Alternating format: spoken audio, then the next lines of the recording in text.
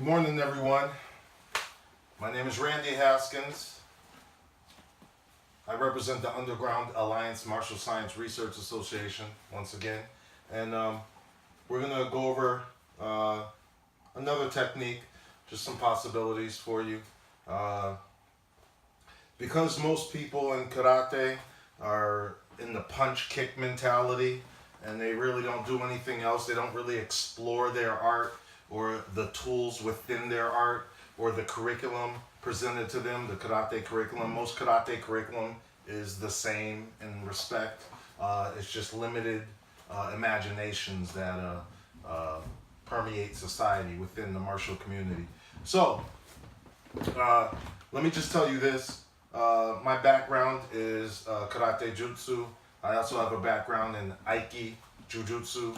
I have a background in Judo, as well as 10th Planet Jiu-Jitsu. And one thing I've noticed, the majority of my martial career has, I started in karate when I was 6 years old, and I'll continue till the day I die. But one thing I've noticed about all the respective arts that I've studied is when I first sought to learn these systems, or just martial arts in general, I noticed after training for quite some time that they're not different, they're all the same. Everything is the same. It's just a matter of majors and minors. Arts are a matter of majors and minors. For example, in karate itself, we major in striking and minor in everything else. That everything else being joint manipulation, throws, ground defense, pressure point application, all these different things. Judo majors in throwing, minors in everything else. Aikido-Jujutsu majors in joint manipulation, minors in everything else. So again, arts are a matter of majors and minors. Karate is an all-encompassing art. It has joint manipulation and it has throws. As we all know, the 9 basic throws in karate, as taught by Gichin Funakoshi Sensei. But there's joint manipulation, there's throws, there's many different things in it. We're a research association that truly tries to find the pragmatism within our arts. We don't do it for sporting application. We don't do it for this business or aesthetics. We do it for pragmatic purposes, strictly. Within the Underground Alliance, strictly pragmatic purposes. That's what we research. Okay, so with that being said, we are going to demonstrate this motion right here in a pragmatic fashion. Rising block motion in a pragmatic fashion.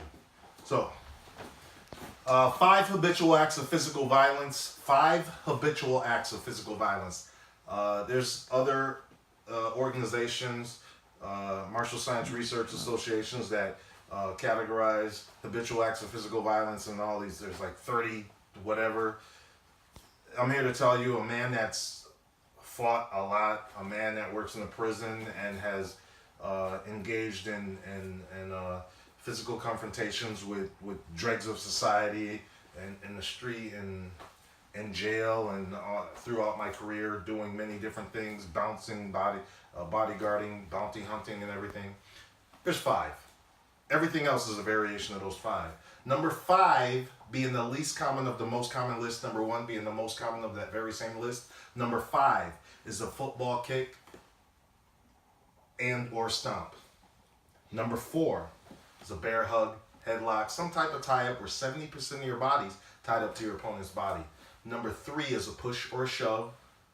Number 2 is a grab. Number 1 is a punch or slap. So what we're going to do is get into working again this motion right here.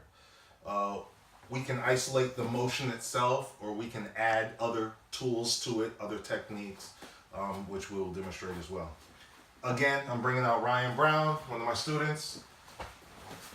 All right, this is what we got right here. So, common attack. Bear hug from behind. He comes up behind me, grabs me in a bear hug. Now, his mission here is to hold me for somebody else. Me being a male, being attacked by a male, he'll probably pick me up and slam me. Boom. And then football kick me in the face till I'm unconscious and stomp on my head. Very common, all right, in the real world. So, all I'm going to do, let go, please. Again, this basic motion.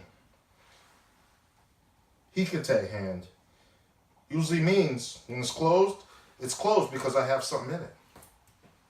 Okay, so with that being said, I get grabbed, I stabilize myself, I come up on his hand, raise up, I now have a joint. I immobilize my opponent's ability to hit me. If he wanted to turn and hit me, he can't because he'll break his own arm. And I can do what I choose to do from here, whatever I choose to do. Or I could just neutralize, take him down, whatever I want to do. One more time. Stabilize myself. Come up.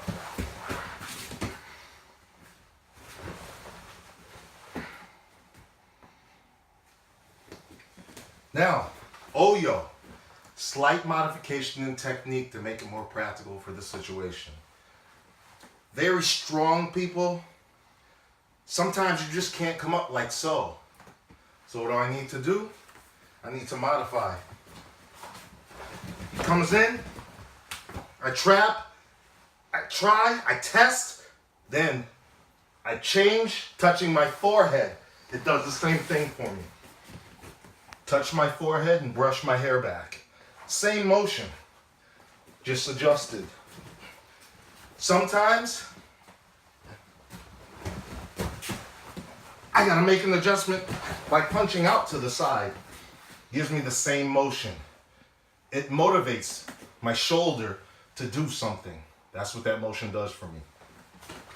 One more time, last time. I get grabbed. Hand comes up to secure the arm. If I don't let both work together, I am now in a choke. It's a problem. So I neutralize his hand, come up, it's trapped. Forearm wants to break. So, rising block motion.